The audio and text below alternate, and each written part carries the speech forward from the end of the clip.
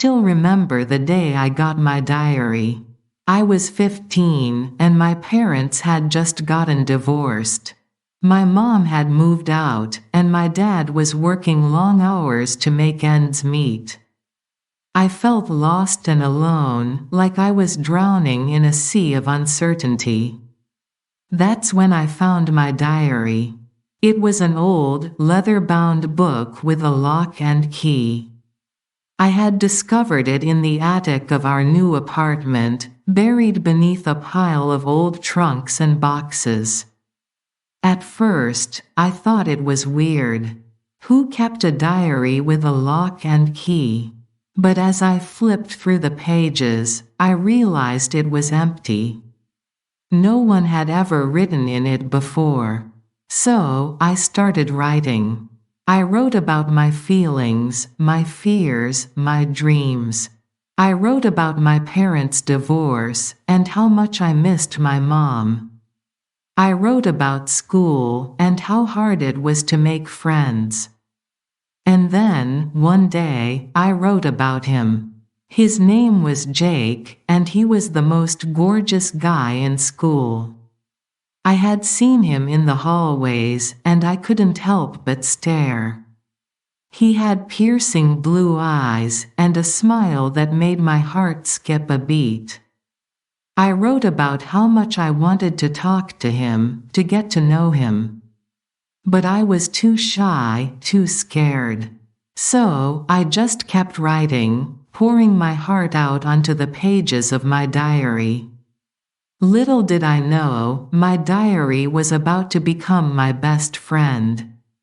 Days turned into weeks, and weeks turned into months. I kept writing in my diary, pouring out my thoughts and feelings about everything. School, friends, family, nothing was off limits. And then, one day, I wrote about Jake again. I had seen him in the cafeteria, laughing with his friends, and I couldn't help but feel a pang of jealousy. Why couldn't I be the one he was laughing with? As I wrote, I felt a strange sensation. It was like my diary was listening to me, like it was alive. I know it sounds crazy, but that's what it felt like. The next day, I was walking down the hallway when I heard a voice behind me.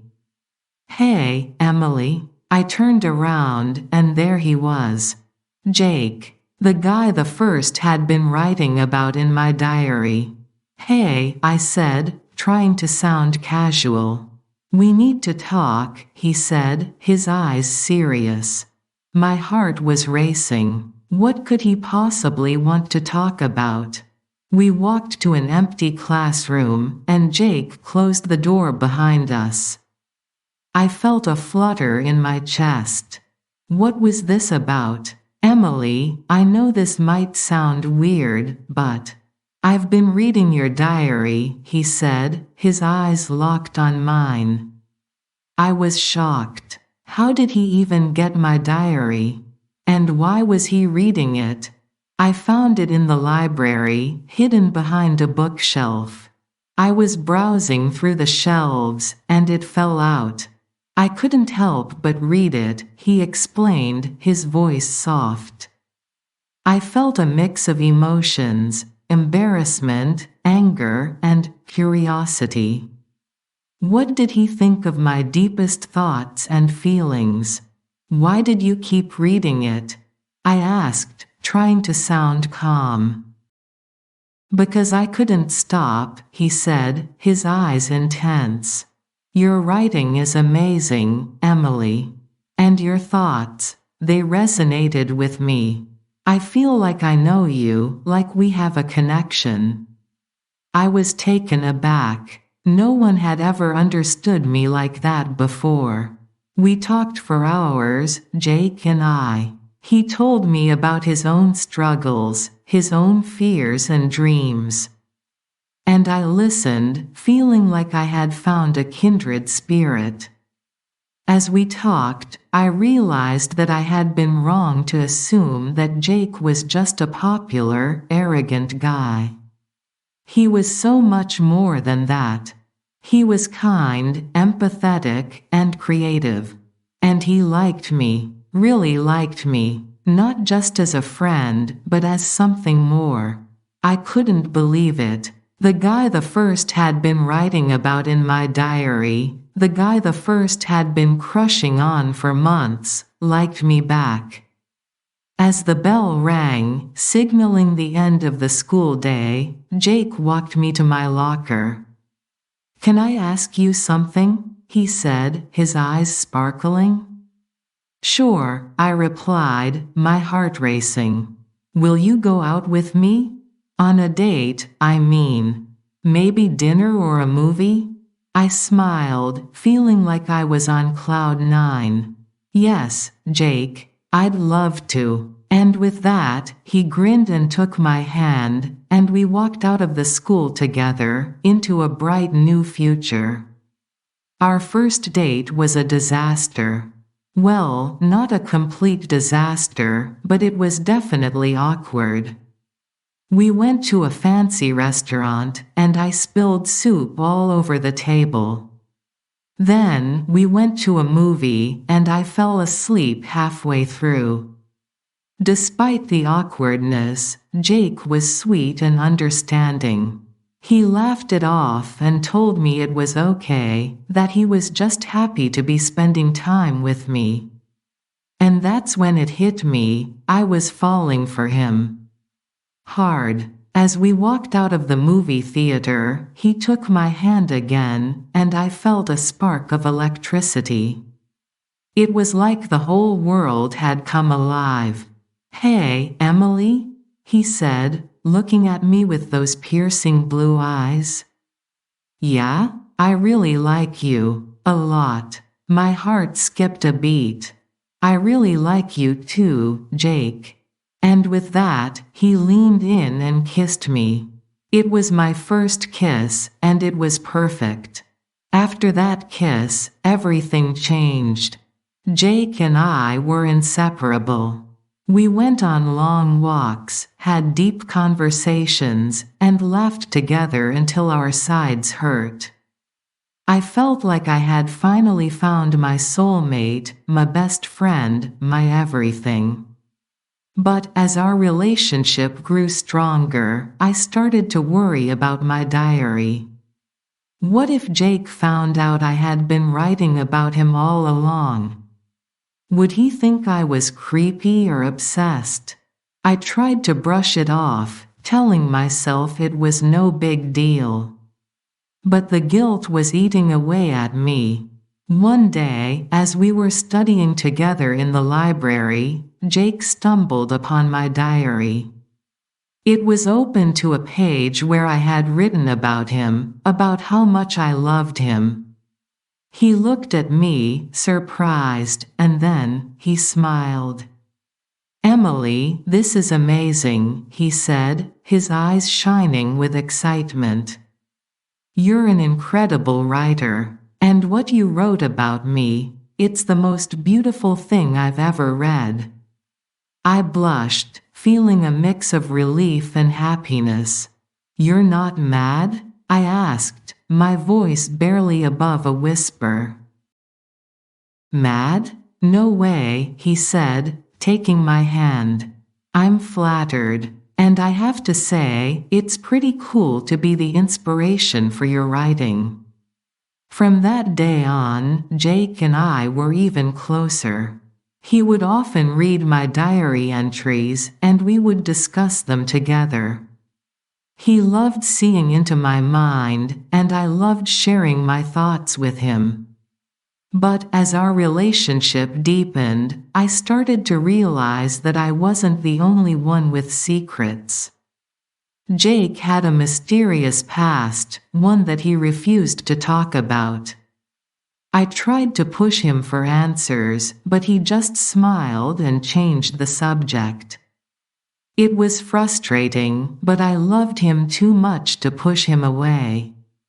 One day, I stumbled upon a cryptic message on his phone. It was from an unknown number, and all it said was, "They're watching you." I felt a chill run down my spine. Who was watching us? And why? I confronted Jake, but he just shook his head. It's nothing, Emily. Don't worry about it. But I couldn't shake the feeling that something was off. And I was determined to find out what it was. I started to notice strange things happening around us. We would be out on a date, and I would see a suspicious person lurking in the shadows. Or we would be talking on the phone, and I would hear strange noises in the background.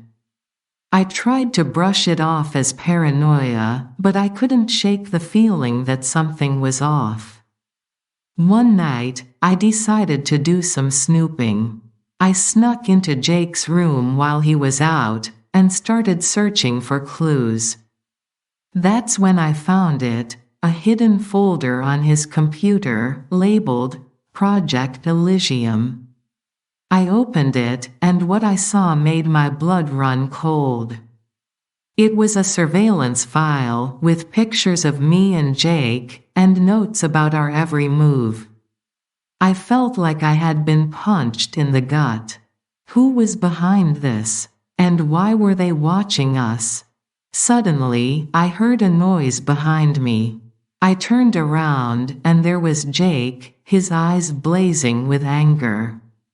"Emily, what are you doing?" he growled. I stood my ground, my heart racing. "I want answers, Jake. Who is behind this? And why are they watching us?" Jake's expression changed from anger to a mixture of fear and desperation. "Emily, please listen to me. You don't understand what's going on. You can't just barge in here and start snooping around. Tell me the truth, Jake," I demanded, my voice firm. "Who is behind this surveillance? And why are they watching us?" Jake sighed, his shoulders slumping in defeat. "It's my father," he said, his voice barely above a whisper. "He's been monitoring our every move, trying to control me." I felt a chill run down my spine. "Why would your father do that?" Jake hesitated, looking around the room nervously. "He's not just my father, Emily. He's a powerful man with connections to the government and other organizations. And he'll stop at nothing to get what he wants." I was starting to piece together the truth. "And what does he want, Jake?" Jake's eyes locked onto mine, filled with a mix of fear and determination. "He wants me to follow in his footsteps, to take over his empire. But I won't do it, Emily. I won't let him control me." I felt a surge of adrenaline as the truth began to unravel. Jake's father, a powerful and controlling man, was behind the surveillance. And Jake, caught in the middle, was trying to break free. "Jake, we have to get out of here," I said, my voice firm. "We can't let your father control us." Jake nodded, determination in his eyes. "I know, Emily, but it's not that easy. He has eyes and ears everywhere. We can't trust anyone." I thought back to the strange occurrences, the suspicious people lurking in the shadows. It all made sense now. "We need a plan," I said, my mind racing. "We need to expose your father's secrets and take him down." Jake's eyes lit up with hope. "I've been trying to gather evidence, but it's hard to get close to him. He's always surrounded by his men." I smiled, a plan forming in my mind. "Leave that to me, Jake. I have an idea." I spent the next few days gathering information, snooping around and asking questions. I discovered that Jake's father was involved in some shady dealings, using his power and influence to manipulate others. I also found out that he had a weakness, a secret that could bring him down. And I was determined to expose it.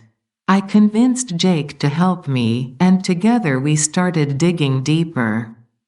We snuck into his father's office, searching for evidence, and finally found a hidden safe. With trembling hands, Jake opened the safe, revealing a stack of documents and recordings. We quickly scanned through them, our hearts racing with excitement. And then we found it, a recording of Jake's father admitting to his crimes. We had him right where we wanted him. But as we turned to leave, we were confronted by Jake's father himself. His eyes blazed with anger, and his voice was cold and menacing. "You think you can take me down, Emily?" he sneered. "I'll never let that happen." Jake stood tall, his eyes locked on his father. "We're not afraid of you," he said, his voice firm. "We have the evidence we need to expose you." His father snarled, but I could see the fear behind his eyes.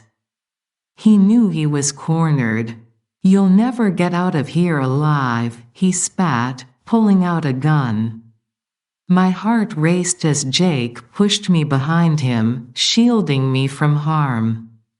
But I wasn't going to let him face this alone. I stepped forward, my eyes locked on Jake's father.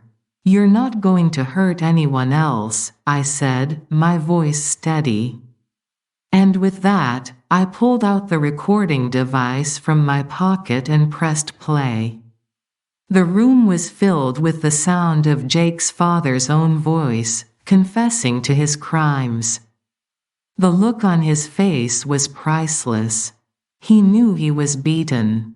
The police arrived soon after, and Jake's father was taken away, defeated. As we watched him being led away in handcuffs, Jake turned to me and smiled. "We did it, Emily. We took him down." I smiled back, feeling a sense of pride and accomplishment. We had faced our fears and come out on top. And as we walked out of the office, hand in hand, I knew that our love could conquer anything. With Jake's father behind bars, we thought our troubles were over. But little did we know, a new challenge was just around the corner. Jake's father's empire began to crumble, and his associates started to turn on each other. One of them, a ruthless man named Victor, sought revenge against Jake and me. Victor was cunning and dangerous, and we knew we had to be careful. Jake tried to protect me, but I refused to hide in the shadows. I was determined to face Victor head-on. One night, as we were walking home from a movie, Victor appeared out of nowhere. "You think you've won," he sneered, his eyes blazing with hatred. "But you haven't seen the last of me." Jake stood tall, ready to defend me, but I pushed him aside. "I can handle this," I said, my voice firm. Victor laughed. "Oh, I'm shaking in my boots." And with that, he pulled out a knife and advanced towards me. I stood my ground, my heart racing with fear, but I refused to back down. Jake tried to intervene, but I pushed him away, determined to face Victor alone. "You're not going to hurt anyone else," I said, my voice steady. Victor sneered, but I could see the hint of surprise in his eyes. He didn't expect me to be so brave. He lunged at me with the knife, but I dodged it just in time. Jake quickly came to my side, and together we fought off Victor and his men. We emerged victorious, but not without scars. Victor was arrested, and we thought we could finally breathe a sigh of relief. But as we walked away from the scene, I noticed a strange car following us. The windows were tinted, and I couldn't see the driver's face. "Jake, I think we're in trouble again," I said, my voice barely above a whisper. Jake's eyes narrowed, and he quickened his pace. "Let's get out of here, now." We ran as fast as we could, but the car kept pace with us, its engine purring menacingly. As we walked away from the scene, I noticed a strange car following us. The windows were tinted, and I couldn't see the driver's face. "Jake, I think we're in trouble again," I said, my voice barely above a whisper. But instead of speeding up, Jake slowed down. "Wait a minute," he said, a curious look on his face. "I think I know who that might be." The car pulled up beside us, and the window rolled down. To my surprise, a woman with a kind face and a warm smile greeted us. "Hello, Emily and Jake," she said. "My name is Sophia. I've been sent to help you." We exchanged a skeptical glance, but Sophia's gentle demeanor put us at ease. "What do you mean?" I asked, curiosity getting the better of me. Sophia smiled. "You two have been through a lot. And you've shown remarkable courage and resilience. But there's more to your story than you know. And I'm here to help you uncover it." Jake and I exchanged a look, and without a word, we nodded in unison. We were ready to face whatever came next, together. Sophia led us to a cozy little cafe, where we sat down at a quiet table. She pulled out a small folder and began to explain. "You see, Emily and Jake, you two are part of something much bigger than you realize. Your families have been connected for generations, and you've both been chosen for a special purpose." I raised an eyebrow. "Chosen for what?" Sophia smiled. "To restore an ancient legacy. One that has been hidden for centuries, but is now crucial to the world's future." Jake and I exchanged a skeptical glance, but Sophia's words sparked a thrill of excitement within me. "What legacy?" I asked, leaning forward. Sophia pulled out an old map, yellowed with age. "This is the map of an ancient city, hidden deep in the jungle. It's said to hold the secrets of a long-lost civilization, and the key to unlocking a new era of peace and prosperity." Jake's eyes widened. "You mean, like a treasure hunt?" Sophia nodded. "Exactly. And you two are the chosen ones, destined to find it." I felt a shiver run down my spine. This was beyond anything I could have imagined. Sophia handed us the map, and we studied it intently. The city was called Zerzura, and it was said to be hidden deep in the jungle, guarded by ancient ruins and treacherous terrain. "We need to get there quickly," Sophia said, her eyes serious. "There are others searching for Zerzura, and they won't hesitate to use force to get what they want." Jake and I exchanged a determined glance. We were in this together, and we weren't going to let anyone stand in our way. "We'll leave immediately," Jake said, folding up the map. Sophia nodded. "I'll provide you with a plane and a guide. But remember, the journey will be treacherous. You'll need to trust each other and stay alert at all times." We nodded, our minds racing with excitement and anticipation. We were about to embark on the adventure of a lifetime. As we stood up to leave, Sophia placed a hand on my shoulder. Emily, there's something else you should know. You have a special gift, one that will help you on your journey. I looked at her curiously. What gift? Sophia smiled. You'll discover it soon enough. Just remember, trust yourself and your heart. We boarded the plane, our hearts racing with excitement and a hint of fear. As we soared through the skies, the jungle below us grew thicker and more menacing. Our guide, a grizzled old explorer named Jack, pointed out the ruins of an ancient civilization. We're getting close, he said, his voice low and serious. As we descended into the heart of the jungle, the air grew thick with humidity and the sounds of exotic animals echoed through the trees.